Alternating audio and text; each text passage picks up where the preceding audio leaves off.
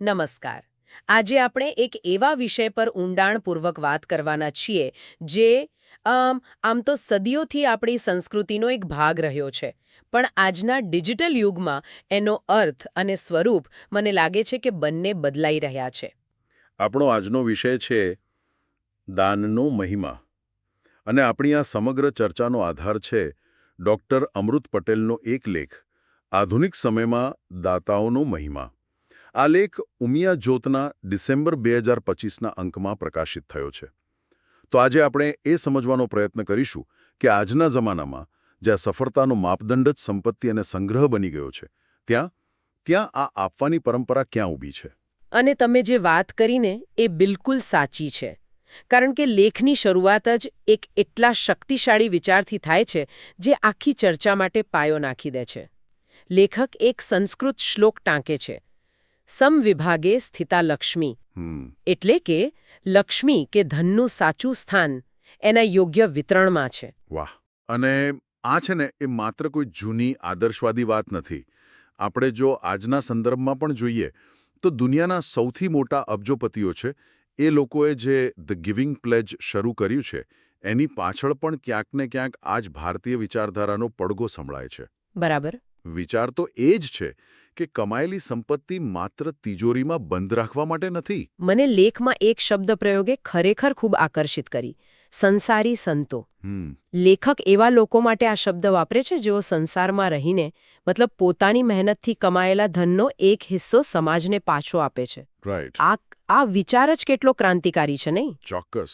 પણ મારો સવાલ એ છે કે શું આજના જમાનામાં જ્યાં દરેક વ્યક્તિ પોતાની ઈએમઆઈ અને ભવિષ્યની ચિંતામાં હા, એ જ મુદ્દો છે. ડૂબેલો છે, ત્યાં આવા સંસારી સંત બનવું શક્ય છે ખરું?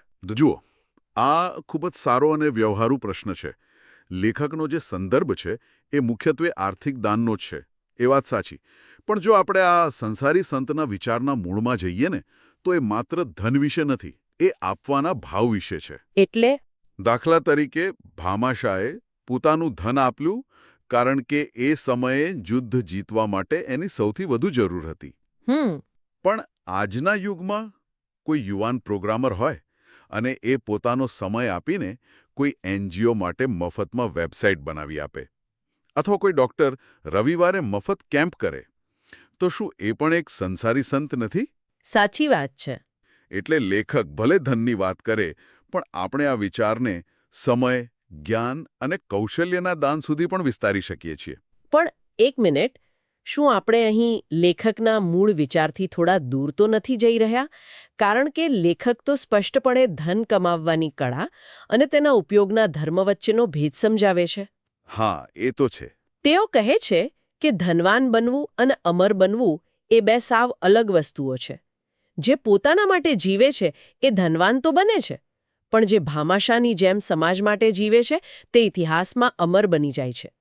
અહીં ભાર તો સ્પષ્ટપણે આર્થિક યોગદાન પર જ દેખાય છે. ના, તમારી વાત બિલકુલ સાચી છે અને હું એનો ઇનકાર નથી કરતો. લેખકનો મુખ્ય ભાર આર્થિક સંપત્તિ પર જ છે અને એ ખોટું પણ નથી, કેમ કે સમાજની જે મોટી જરૂરિયાતો છે એને પહોંચી વળવા માટે આર્થિક સંસાધનો તો અનિવાર્ય જ છે. બરાબર. પણ વિચારનું મૂળ ત્યાગમાં છે. ભામાશાહે એ સમયે જે સૌથી મૂલ્યવાન હતું એ આપ્યું.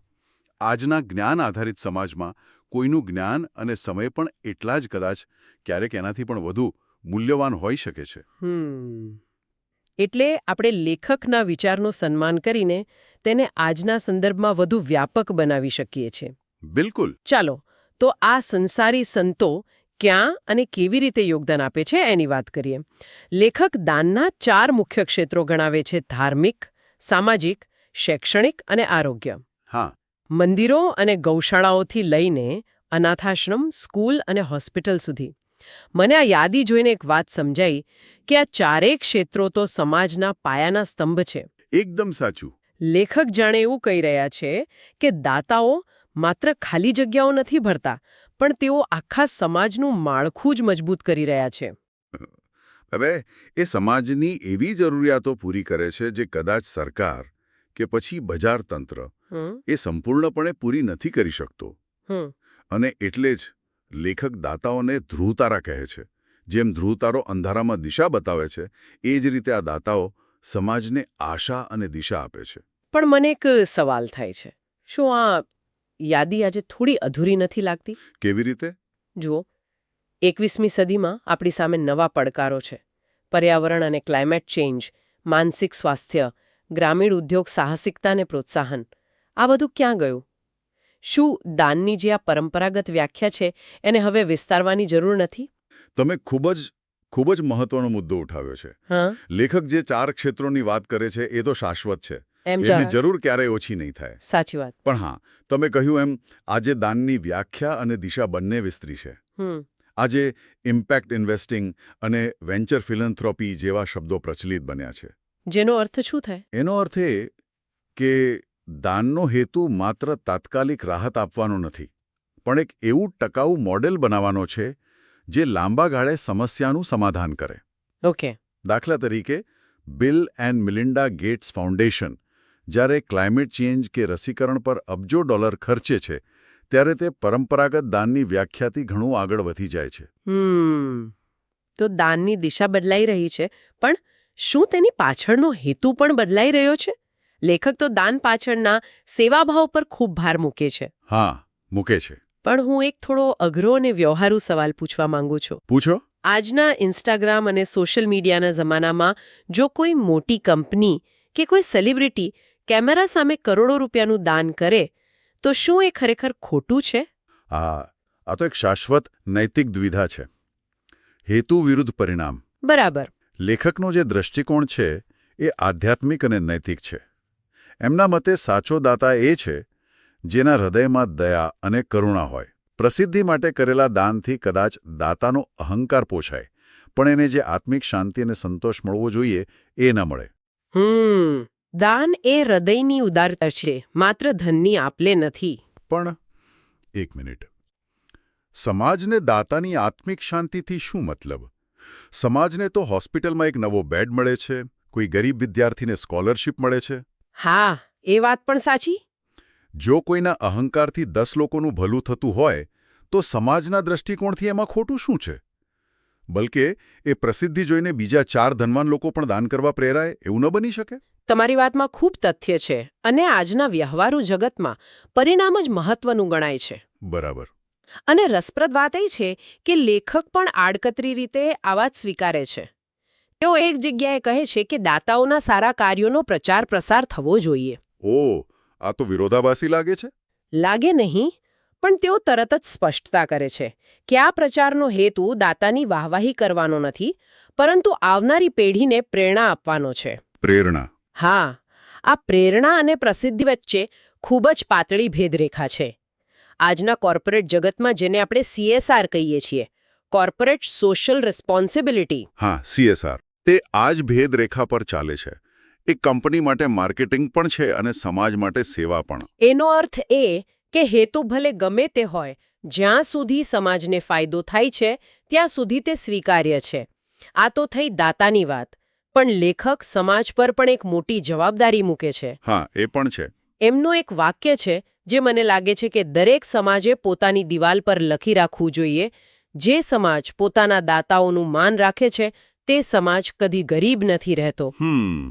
આ વાક્યનો ગહન અર્થ શું હોઈ શકે? શું આ માત્ર આર્થિક ગરીબીની વાત છે? ના, બિલકુલ નહીં. અહીં વાત માત્ર આર્થિક ગરીબીની નથી, પણ સાંસ્કૃતિક અને નૈતિક ગરીબીની છે. ઓકે. જ્યારે કોઈ સમાજ પોતાના દાતાઓ, સમાજસેવકો અને સારું કામ કરનારા લોકોનું સન્માન કરે છે, ત્યારે તે આખા સમાજને એક સંદેશ આપે છે. કેવો સંદેશ? એવો સંદેશ કે અમે આ ગુણોને મહત્વ આપીએ છીએ.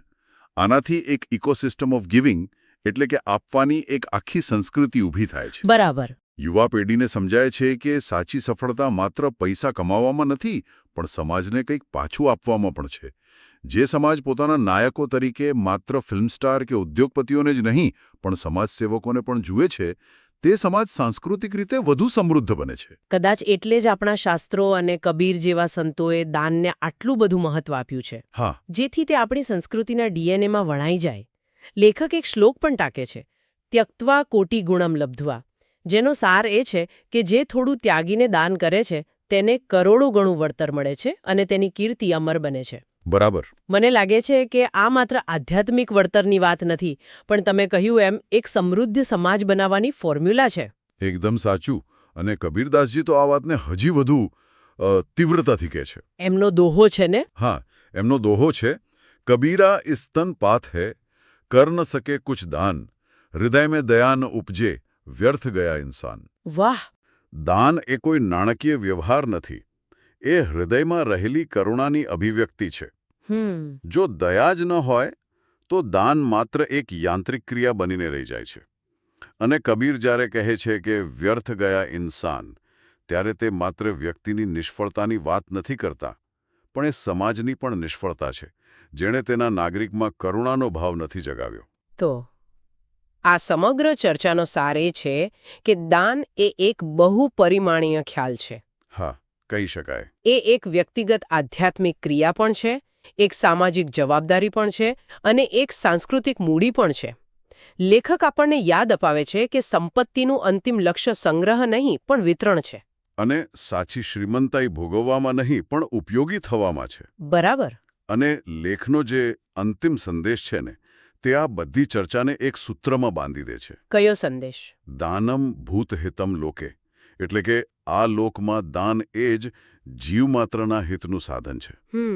પણ મારે ઉમેરવું છે કે આજે આપણે ભૂતહિતનો અર્થ પણ વિસ્તારવો પડશે. આજે જીવમાત્રનું હિત માત્ર ભૂખ્યાને રોટલો આપવામાં નથી, પણ આવનારી પેઢી માટે સ્વચ્છ પર્યાવરણ છોડવામાં, સમાજમાં માનસિક સ્વાસ્થ્ય માટે જાગૃતિ ફેલાવવામાં અને જ્ઞાનને સૌના માટે સુલભ બનાવવામાં પણ છે. સાચી વાત. દાનનું સ્વરૂપ કદાચ બદલાશે, પણ તેનો આત્મા, કરુણા અને સેવા એ હંમેશા એ જ રહેશે. આ ચર્ચા ખરેખર ખૂબ જ વિચાર પ્રેરક રહી. આપણે એક પ્રાચીન વિચારથી શરૂઆત કરી, તેને આજના સંસારી સંતોના સંદર્ભમાં જોયો, પ્રસિદ્ધિ અને પ્રેરણાની દ્વિધાને સમજવાનો પ્રયત્ન કર્યો અને સમાજની ભૂમિકાને પણ ચકાસી. આ બધી વાતચીત પછી શ્રોતાઓ માટે એક અંતિમ વિચાર સાથે હું આ ચર્ચાને વિરામ આપવા માંગુ છું. આ લેખ કરુણાભાવ પર ખૂબ ભાર મૂકે છે. આજના ડિજિટલ યુગમાં આપણે એક મોબાઈલ એપ પર માત્ર એક ક્લિકથી દાન કરી શકીએ છીએ, જે ખૂબ જ સારી અને સગવડભરી વાત છે, એમાં કોઈ શંકા નથી. ચોક્કસ. પણ મારો સવાલ એ છે કે શું આ સરળતાએ આપણને દાન પાછળની વાસ્તવિક જરૂરિયાત અને પીડાથી ભાવનાત્મક રીતે દૂર કરી દીધા છે? શું આપણે માત્ર પૈસા ટ્રાન્સફર કરીને આપણી જવાબદારી પૂરી થઈ ગઈ એમ માની લઈએ છીએ? કદાચ સાચું દાન એક ક્લિકમાં નહીં, પણ એક ક્લિક પાછળના કનેક્શનમાં, એ ભાવનાત્મક જોડાણમાં રહેલું છે. આ પ્રશ્ન પર વિચાર કરવા જેવો છે.